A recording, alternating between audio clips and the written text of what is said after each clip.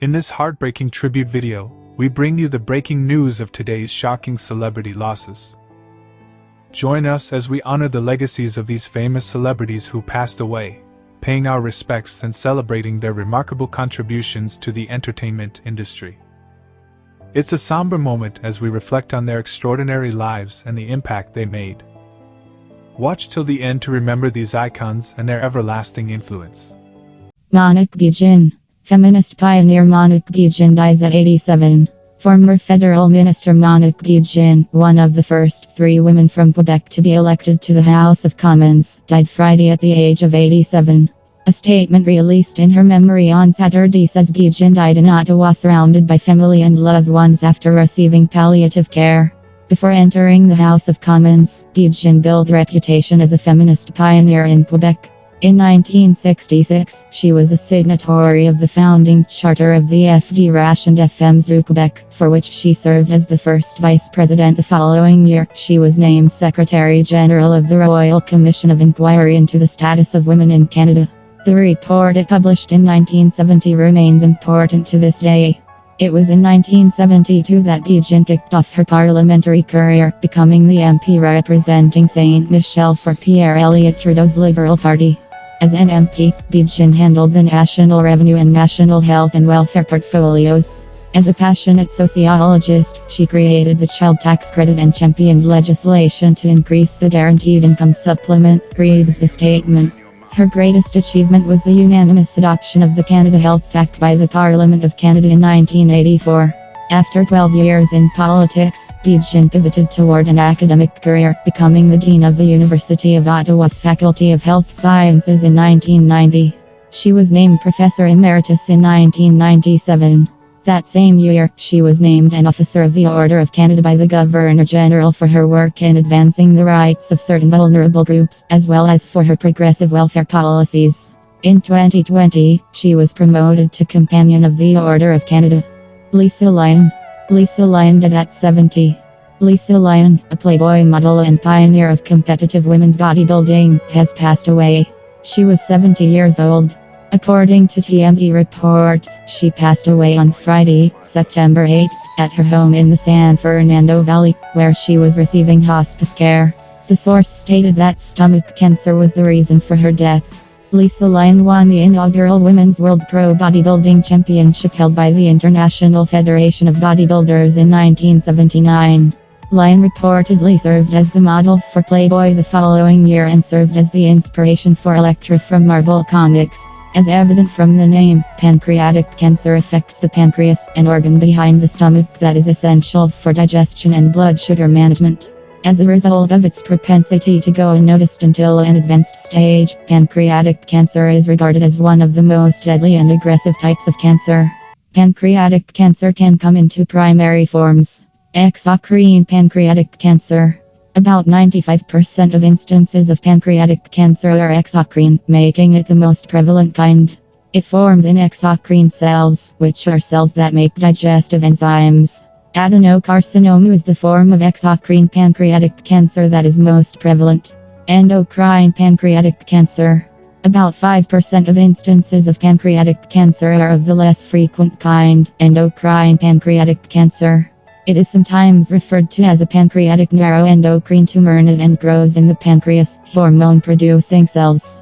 Compared to exocrine pancreatic cancer, these tumors frequently have a better chance of being treated and are less aggressive. Since pancreatic cancer is frequently discovered in an advanced stage, effective treatment is difficult. Ivo Pauwels.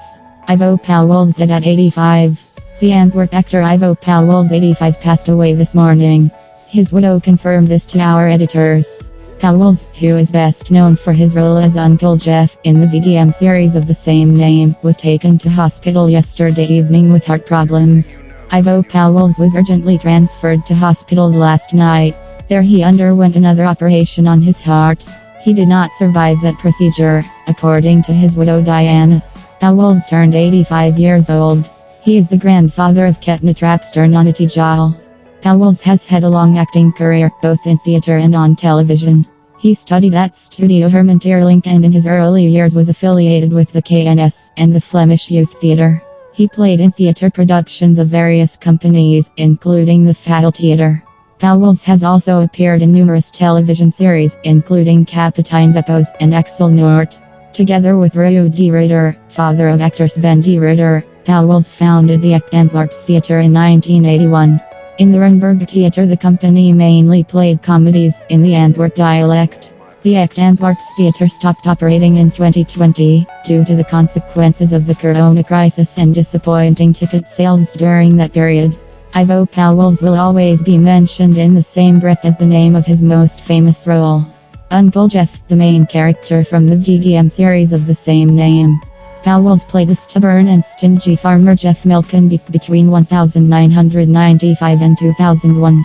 The campaign-cursing farmer and his hen puppet Modest were inseparable in the series. Pauwels got that role after he appeared in the successful series Den Bumper in the early days of VDM in the early 1990s alongside the late Luke Phillips. Brett Sawyer passes away at 68. We are sad to learn about the passing of Brett Wayne Sawyer at the age of 68. The cause of his death remains unclear at this time. Bobby Fulton was the first to break the news of Brett Sawyer's passing. He also paid tribute to Brett's brother, Mad Dog Buzz Sawyer, who had already passed on. I'm truly saddened to hear of the passing of Brett Wayne Sawyer. He was the brother of Mad Dog Buzz Sawyer, although both are gone, the stories will forever live on. My thoughts and prayers go out for his family, friends and fans during this difficult time. Brett Sawyer, whose real name was Brett Woyan, was the sibling of the late Mad Dog Buzz Sawyer, who served as his trainer in the wrestling world. Together, the Sawyer brothers formed a tag team in Don Owen's Pacific Northwest Wrestling during the late 1970s and early 1980s. Brett adopted the moniker Hacksaw during this period and enjoyed a successful career within the Portland territory. He secured the Pacific Northwest title on 4 occasions and claimed multiple tag team championships. Beyond the Portland wrestling scene, Brett and Buzz engaged in a memorable feud with the Road Warriors, Hawk and Animal, in Georgia Championship Wrestling, vying for the NWA National Tag Team titles. In 1985 and 1986, Brett Sawyer competed in Jim Crockett Promotions, often teaming up with Buzz. Their wrestling journey also took them to New Japan Pro Wrestling in 1987. In the realm of championship wrestling from Florida, Sawyer formed a tag team partnership with Jim Backlund, later known as Jimmy Del Rey, under the moniker The Playboys. Additionally, he teamed up with Chicky Star in Southwest Championship Wrestling. Mike Yarwood dies aged 82. Mike Yarwood was a household name in the UK for many years, thanks to his popular TV shows such as The Mike Yarwood Show and Mike Yarwood in Persons. He was known for his witty impersonations of politicians, celebrities, and other public figures. Tributes have been pouring in for Yarwood, with many people praising his talent and his contribution to British comedy. Prime Minister Boris Johnson said that Yarwood was a national treasure, who made us laugh for decades. Yarwood's death is a sad loss for the world of comedy. He was a talented performer who entertained millions of people over the years. He will be remembered for his wit, his charm, and his ability to make us laugh. Here are some of the tributes that have been paid to Yarwood. Mike Yarwood was a national treasure. He made us laugh for decades with his brilliant impersonations. He will be sorely missed. Ex-Prime Minister Boris Johnson. Mike Yarwood was a comedy legend.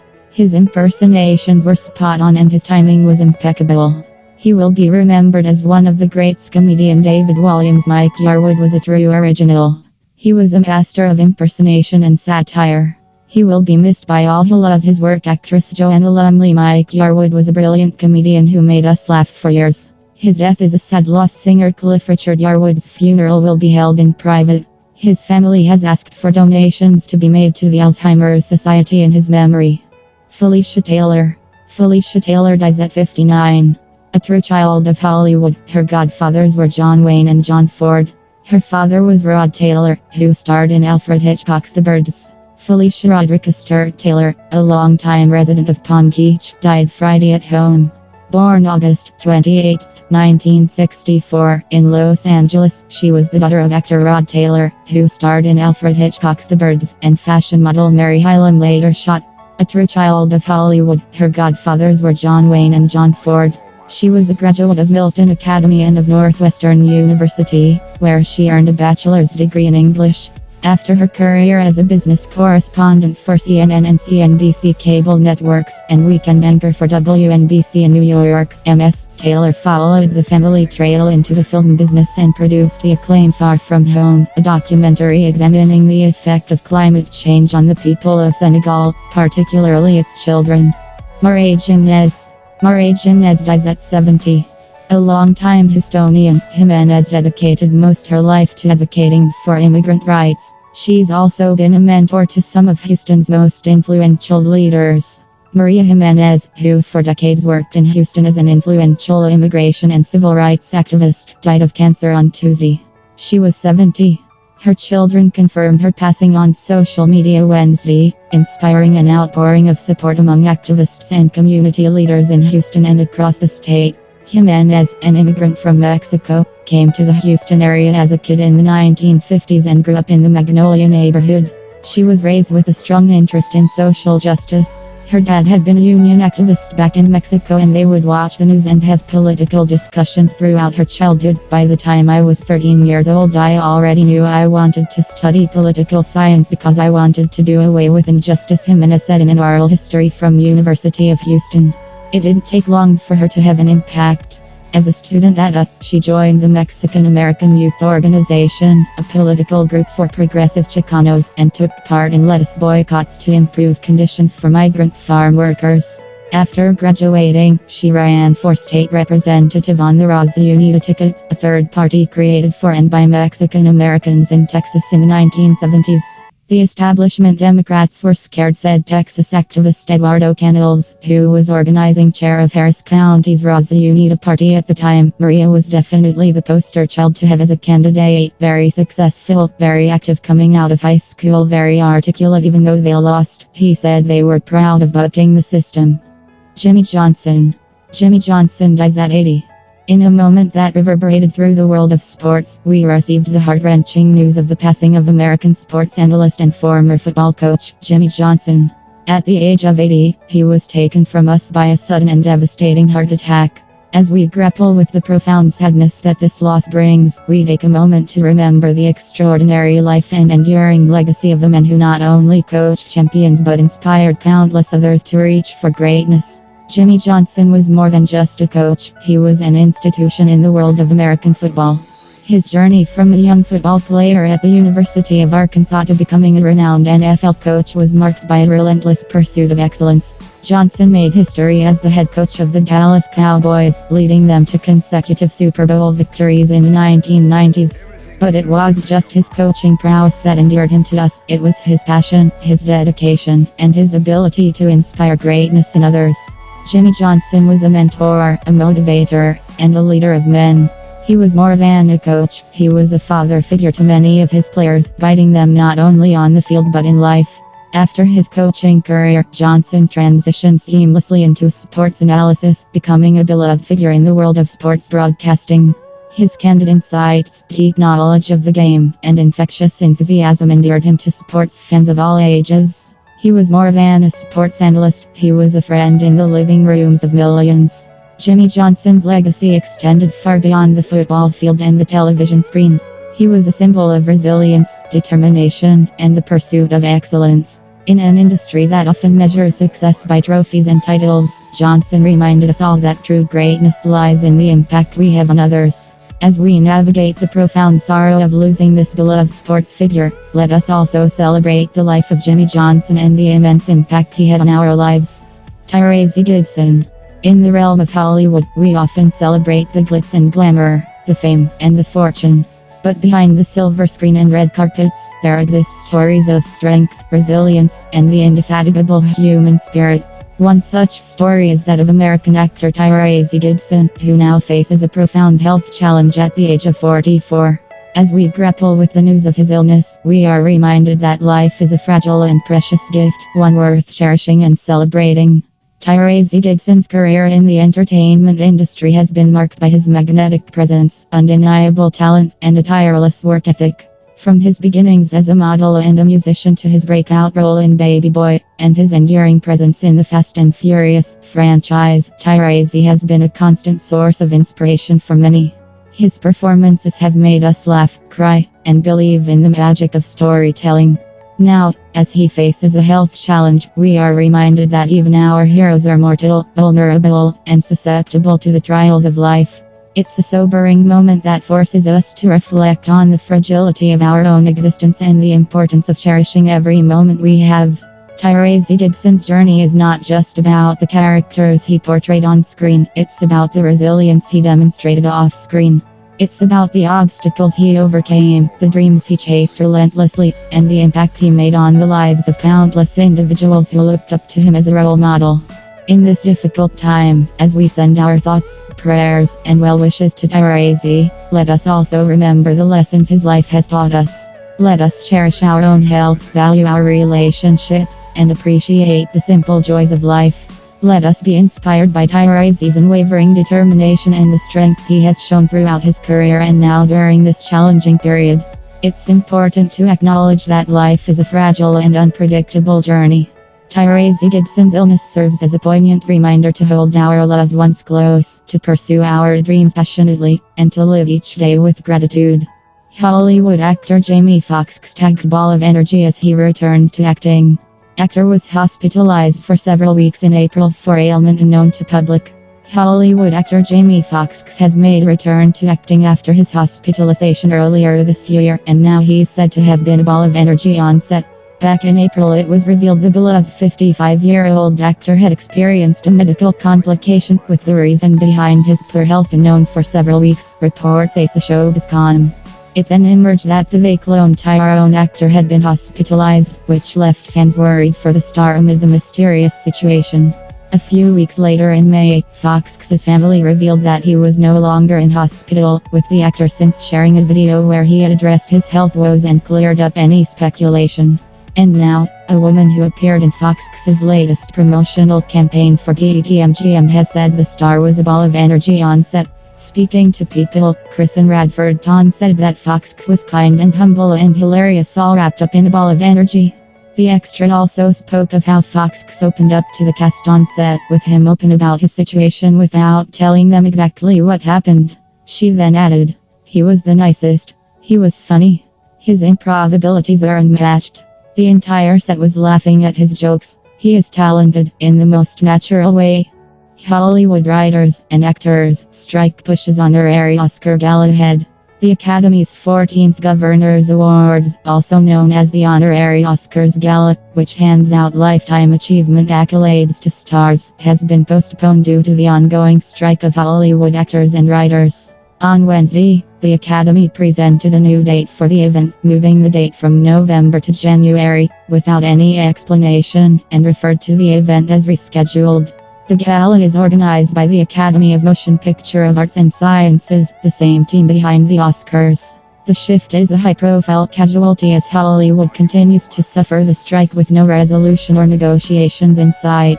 It was in May when the writers initiated the strike, followed by the actors in July as they demanded better pay and assurance that Hollywood won't replace them with artificial intelligence. Mail reported that unions also want to convince us comic Mel Brooks and actress Angela Bassett, set to be honored at the gala, to not attend the event.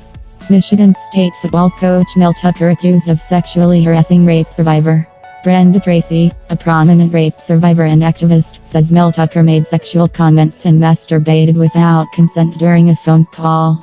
Her complaint led to an ongoing Title IX investigation. 2 years ago, one of the nation's star college football coaches and a prominent rape survivor teamed up to fight the culture of sexual violence in sports. Their partnership should have been a force for good. Instead, it has devolved into scandal, with the activist accusing the coach of the same misconduct that both of them preached against. The accused is Mel Tucker, the head football coach at Michigan State University and one of the highest paid coaches in all of sports. Accusing him is Brenda Tracy, the rape survivor who has made educating athletes about sexual violence her life's work. Over 8 months, they developed a professional relationship centered on her advocacy work. Tucker invited Tracy to campus 3 times, twice to speak to his players and staff and once to be recognized as an honorary captain at the team's spring football game. It all starts with me. Alabama football head coach Nick Saban on loss to Texas. Alabama football head coach Nick Saban addressed the Crimson Tide 3-4 loss to the Texas Longhorns in a Saturday night press conference. "You know this was a test, for us," Saban said. "I told the players early in the week that this was going to be a test, that we were going to play a really good team and we would actually find out where we were as a team and, this was a test for everybody. It was a test for the coaches, it was a test for me, it was a test for all the players, and we obviously didn't do very well." The offensive line was pushed around much of the night. Penalties proved costly. The Tide faces renewed questions after losing a pair of down-to-the-wire games last season. "It all starts with me, and I obviously let our team down in terms of how we were able to execute and play," Saban said. While Texas ultimately took home the win, Alabama put up a solid fight, with QB Jalen Milroe putting up big plays, both passing and running. He was 14 of 27 for 255 yards with a pair of touchdowns. Dana White speaks out as two UFC fighters use homophobic slurs in Australia. Dana White says the two UFC fighters who use homophobic slurs during their post-fight comments got a little excited. Both Manil Kape and Charles Radke came under fire for making vulgar statements after their victories at UFC 293. Radke, who was making his debut in the promotion, beat home favorite Michael "Blood Diamond" Mavia. UFC legend Daniel Cormier was forced to cut short his interview with the American as he used the slur at the crowd who booed him. Kape aimed a similar remark at New Zealander Kykera France after beating Felipe dos Santos. Asked about the homophobic comments, UFC President White said, "I think these guys get a little excited, and you make bad mistakes. You know me, we didn't run over to him and say you better apologize. Kape did that on his own when he got backstage. He was embarrassed and got caught up in the moment."